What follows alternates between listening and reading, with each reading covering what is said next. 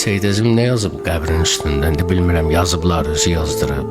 Mevt cismani ilə sanma mənim ölümeyimi. Mevt ölümdür, cismi ölümlə mənim ölümeyimi sanma. Mevt cismani ilə sanma mənim ölümeyimi. Seyyida ölmərəm, aləmdə səsim var mənim. Aləmdə səsim var mənim. Söz ki var, Füzuli demir, ver sözə əhya ki tutduqda səni xabi əcəl. Sözü dirildi.